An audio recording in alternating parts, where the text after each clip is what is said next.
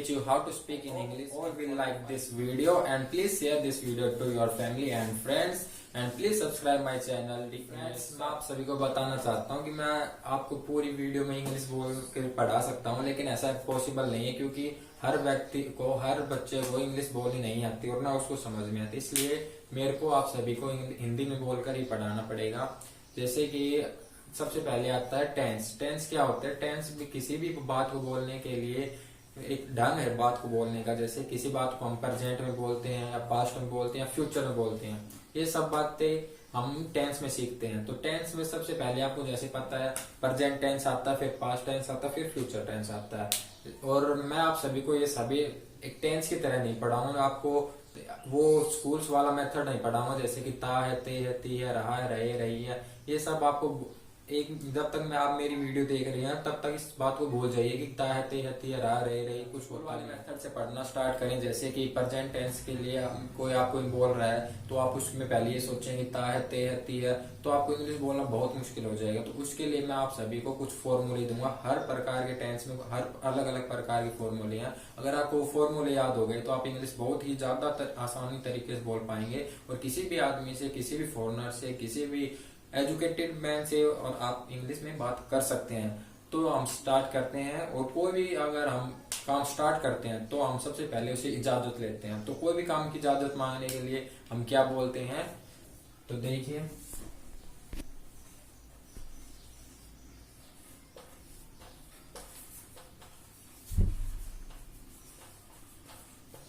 Shall we start now. तो इसका मतलब है क्या हम शुरू कर सकते हैं।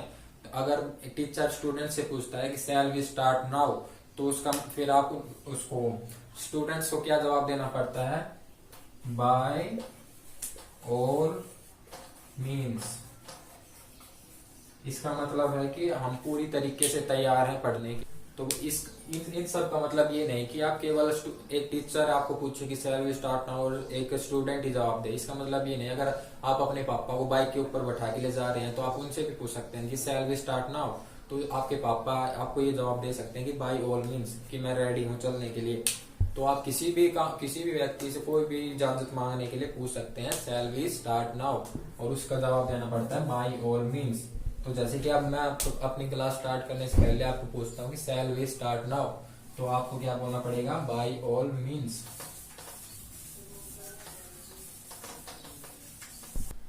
तो आज की इस क्लास में मैं आपको थोड़े से मैनर्स बताता हूँ कि अब मैनर्स कैसे होते हैं। तो मैनर्स, अगर आप किसी भी इंसान से जिंदगी में पहली बार मिले तो आप उनसे कैसे पूछें कि आप कैसे हो। तो जिंदगी में किसी भी इंसान से आप पहली बार मिले तो उससे पूछना पड़ता है कि हाउ डू यू डू। क्या? How do you do. आपने बहुत बार स्कूल में पढ़ा होगा कि हाउ डू यू डू, तो उसका मतलब होता है कि आप कैसे हो। आप ये सिर्फ हाउ डू यू डू तभी पूछा जाता है तब आप जिंदगी में किसी इंसान से पहली बार मिले हो। अगर आप दूसरी बार उस इंसान से मिलते हैं, तीसरी बार, एक बार के बाद अगर आप पहले मिल चुके हैं तो उसके पास आपको पूछना पड़ता है। जैसे आप सभी को पता है हाउ आर यू। इसके लिए आप लोगों को क्या जवाब देना पड़ता है? इसमें आप बोलते हैं आई एम फाइन। क्या? I'm fine. इसमें केवल ये नहीं कि आप यही बोले। अगर कोई भी इंसान आपसे ये पूछे कि आप कैसे हो, हाउ आर यू, तो आपको क्या जवाब देना पड़ता है? आप बोलते हैं आई एम फाइन। केवल ये एक आंसर नहीं इसका। जैसे आपने स्कूल में रट लिया कि आई एम फाइन, तो अब आपको इसके लिए बोल सकते हैं I am good, I am fantastic, I am doing well. अगर आपसे कोई इंसान ये पूछता है कि आप कैसे हो, हाउ आर यू, तो आपकी भी रिस्पॉन्सिबिलिटी, आपकी भी जिम्मेदारी बनती है कि आप उसको दोबारा वापस पूछे कि आप भी कैसे हो। तो उसको भी पूछे आप व्हाट अबाउट।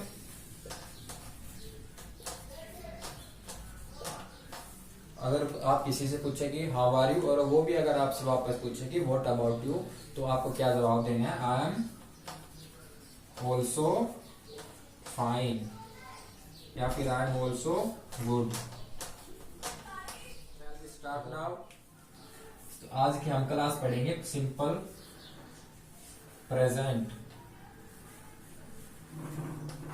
सिंपल प्रेजेंट्स में क्या होता है इसके कुछ फॉर्मूले होते हैं, अगर आपको वो याद हो गए तो आप सिंपल प्रेजेंट की कोई भी बात आसानी से इंग्लिश में बोल सकते हैं।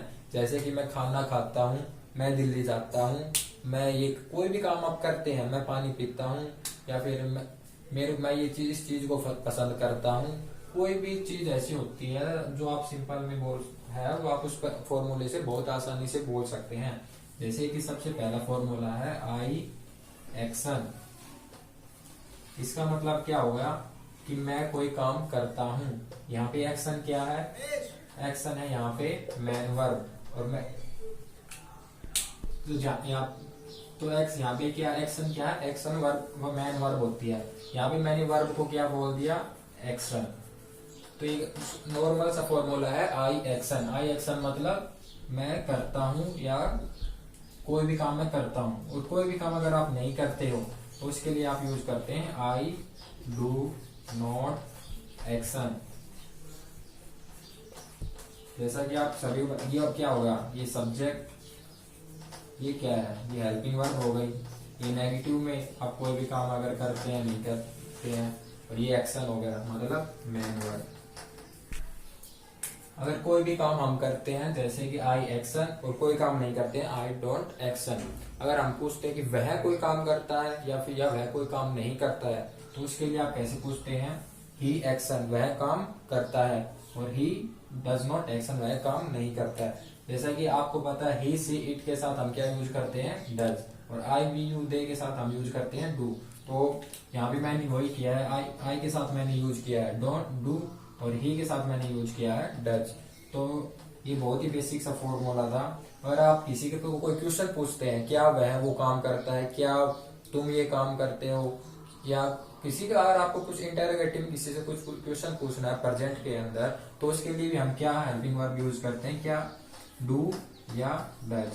तो अगले फॉर्मूले होंगे कि हम डू और डज को कैसे क्वेश्चन पूछ सकते हैं। तो सभी इसका स्क्रीनशॉट लीजिए, इसके बाद आपको पता लगेगा। इंटेरोगेटिव फॉर्मूले लिखता हूँ, अगर आप किसी को क्वेश्चन पूछना है तो आप कैसे पूछेंगे।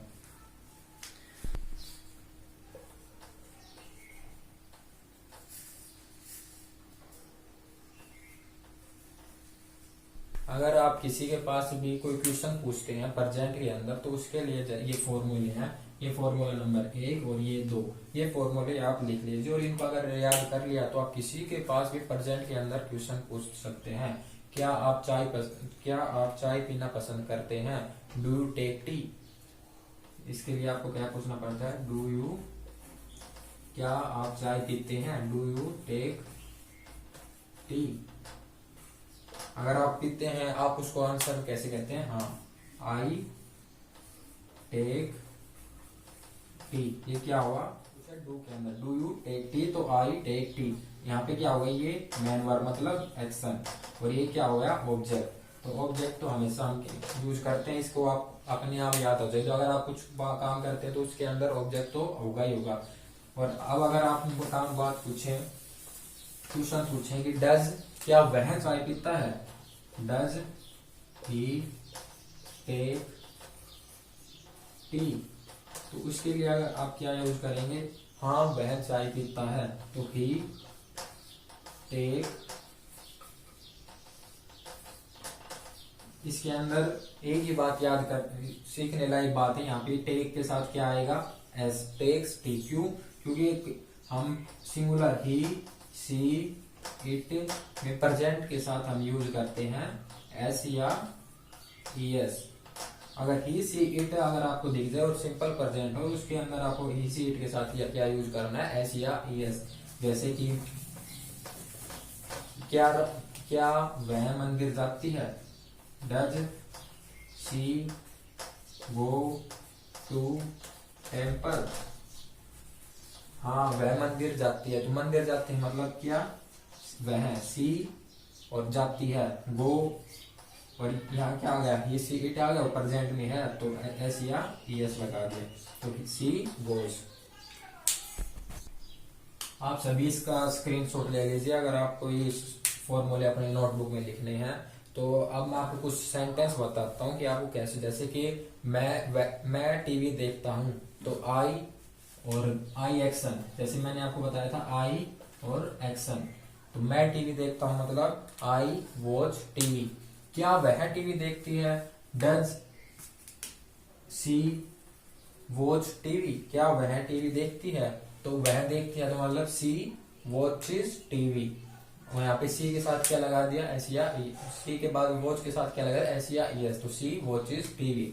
ऐसे बहुत से ज्यादा बहुत सारे से सेंटेंस हैं। जैसे क्या वह स्मोक धूम्रपान करती है? क्या वह धूम्रपान करता है? ही, जैसे वो करता है तो ही स्मोक्स, मतलब वह धूम्रपान करता है। ही के साथ हमने क्या किया? एस या ई एस जोड़ दिया। और वैसे जैसे कि क्या तुम स्कूल में, क्या तुम क्लास में देर से आते हो? Do you come late in class?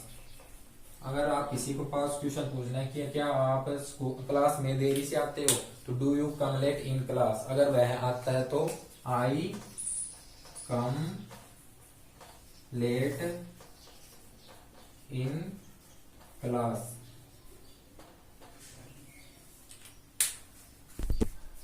क्या, जैसे कि और भी सेंटेंस बताऊं मैं आपको। क्या वह बोलने के लिए, जैसे डज सी टेल ए लाई? क्या वह झूठ बोलती है? अगर वह झूठ बोलती है तो उसका आंसर क्या है? सी टेल्स ए लाई। इसके अंदर आपको क्वेश्चन पूछने का आपको मैं एक तरीका बताता हूँ। अगर आप वो कर लेते हैं तो बहुत ही मजेदार तरीके से आप क्वेश्चन सेंटेंस बना सकते हैं। जैसे कि आप किसी को पूछ लीजिए, डज ही बोरो थिंग्स? मतलब क्या वह चीजें उधार लेता है? तो अगर आप कह दो हाँ वह चीजें उधार लेता है लेकिन मैं नहीं लेता। ही बोरो, इसके साथ है बोरोस थिंग्स, वह चीजें उधार लेता है। But I don't borrow things. यह एक बोलने का तरीका। अगर आप बार बार में इसी तरह प्रैक्टिस करेंगे तो आपको बोलना आ जाएगा।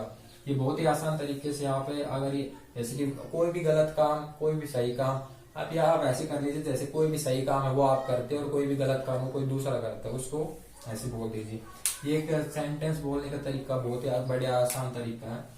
ठीक है, जैसे मैंने आपको बहुत सारे एक्शंस के फॉर्मूले बता दिए कि आपको इसके प्रेजेंट, सिंपल प्रेजेंट में किसी के पास कोई क्वेश्चन करना है और उसका आंसर देना है तो आपको किस फॉर्मूले का यूज करना है। लेकिन उस फॉर्मूले में आपको मैं कुछ एक्शन वर्ब देता हूँ जिसको आप हर इसकी प्रैक्टिस कीजिएगा अपने आप बना के। ये एक्शंस बहुत ही ज्यादा इंपॉर्टेंट एक्शन है और बहुत ही आसान याद करने में। मैं हर क्लास के लास्ट में आपको 5 या 10 ऐसे एक्शंस दूंगा जो बहुत ही ज्यादा इंपॉर्टेंट है और आपको इंग्लिश बोलने में बहुत ही आसानी होगी। जैसे कि ये क्या है? Watch TV. वॉच टीवी मतलब टीवी देखना। गो टू मार्केट मतलब क्या? तुम मार्केट में जाना। स्मोक धूम्रपान करना। बोरो थिंग्स चीजें उधार लेना। टेल ए लाई झूठ बोलना। स्पीक ट्रूथ सच बोलना। कम लेट देरी से आना। और हाइड द थिंग्स मतलब चीजें छुपाना, कोई भी चीज छुपाना। जैसे कि क्या तुम चीज छुपाते हो? Do you hide the things? हो गया हाँ कि मैं चीजें छुपाता हूँ तो आई हाइड द थिंग्स। और अगर तो गाइज आज की वीडियो यहीं एंड होती है। तो प्लीज मेरे चैनल को सब्सक्राइब कीजिए और वीडियो को जितना ज्यादा हो सके उसको शेयर कीजिए ताकि हर इंसान के पास, हर स्टूडेंट के पास जो इंग्लिश बोलना चाहता है या इंग्लिश सीखना चाहता है और वो बाहर नहीं जा सकता तो आसानी से मैं सबसे आसान तरीके से सबसे अच्छे आपको एक्शंस वर्ब दूंगा और सबसे अच्छे हर तरीके का इतना अच्छा फॉर्मूला बताऊंगा कि आप आसानी से इंग्लिश बोलना सीख सकते हैं। तो आज तो एक बार पहली वीडियो थी। मैं आपको हर वीडियो में कुछ कॉम्प्लीमेंट्री भी दूंगा जिससे आप बाहर अगर किसी ऑडियंस में खड़े हैं, किसी से बात करते हो, जिससे आपका इंप्रेशन ज्यादा बढ़ेगा। तो